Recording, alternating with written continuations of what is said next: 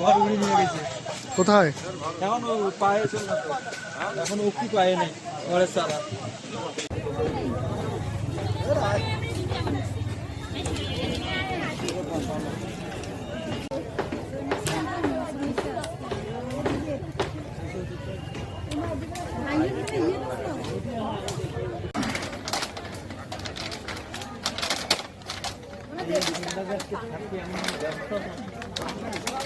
সাড়ে 9টার দিকে যখন আমি ঘর থেকে বাইরে দেখি আকাশে বিদ্যুৎ চমকাইতেছে এবং ডাকাডাকি, আর বাতাসের মধ্যে বাঁশের আগালগুলো সব এলোমেলো লাগাইছে।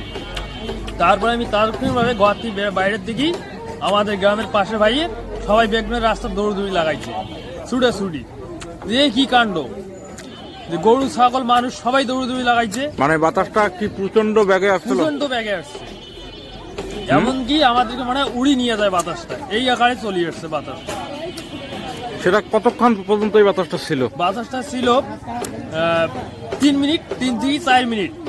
2-3 মিনিটের বাতাসে লন্ডভন্ড করে দিল মানুষ। ওই বেটা মেডিকেল একটু বাড়ি তোমার কি হয়েছে? সিঁড়ি করছে, হাত ইয়েও হয়েছে, মাথা ফাটছে। এটা কিভাবে হইলো? এটা কি কারণে হইলো? আরে বাবা বাতাস আসছে তো, ঘর হাতে বেরোর পারেনি। আল্লাহ বাবা, আল্লাহ ফুটে গেল ইয়ে করে ধাপি বলে পাতে নাকি বেড়ার ঘর কইছে অর্ডার করতে বলে আপনার ধাপি কত বটে ওটাই থাকুন তাহলে যে কি করে। শ্রুতিধর মৌজায় যে পরিমাণে আকস্মিক ঝড়ে যে পরিমাণ ক্ষয়ক্ষতি হয়েছে, আমি দেখলাম যে বাড়িঘরের পাশাপাশি গাছপালাও প্রচুর উপড়ে গিয়েছে এবং গাছপালা উপড়ে মূলত বেশি ক্ষতিটা হয়েছে, লোকজন আহতও হয়েছে কিছু লোকজন। তো আমাদের আসলে ক্ষতিটা এখন আমরা সাময়িকভাবে তাদেরকে থাকার মতো ঘরটা মেরামত করার জন্য আমরা কিছু আর্থিক সহায়তা প্রদান করতে চাচ্ছি এবং তাদেরকে তাৎক্ষণিকভাবে 30 কেজি করে চালের ব্যবস্থা করা হয়েছে। অলরেডি চেয়ারম্যান বরাবর একটা ডিও জারি করা হয়েছে, উনি আজকে বিকালের মধ্যে ইনশাল্লাহ হয়তো দিতে পারবেন। শ্রুতিধর মৌজায় যে পরিমাণে আকস্মিক ঝড়ে যে পরিমাণ ক্ষয়ক্ষতি হয়েছে, আমি দেখলাম যে বাড়িঘরের পাশাপাশি গাছপালাও প্রচুর উপড়ে গিয়েছে এবং গাছপালা উপড়ে মূলত বেশি ক্ষতিটা হয়েছে, লোকজন আহতও হয়েছে কিছু লোকজন।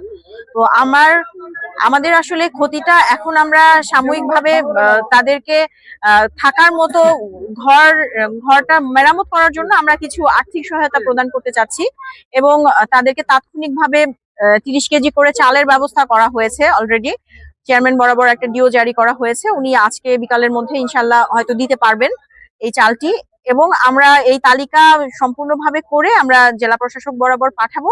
ওখান থেকেও কিছু আর্থিক সহযোগিতা যদি আনতে পারি সেটাও তাদের জন্য উপকার হবে বলে আশা করি। তালিকা আমি প্রাথমিকভাবে একটা পেয়েছি, 112টি পরিবার ক্ষতিগ্রস্ত হয়েছে। দেওয়াল ঘষে এনাদের ঘরে পড়ে গেছে, বুঝছেন? বুঝতে পারছি আপনার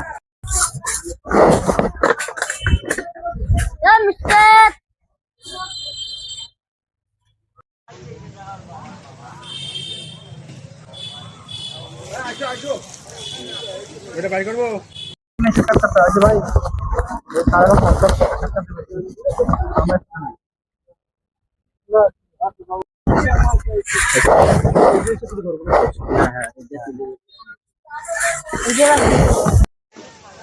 আমি আপনাদের এলাকারই প্রতিনিধি।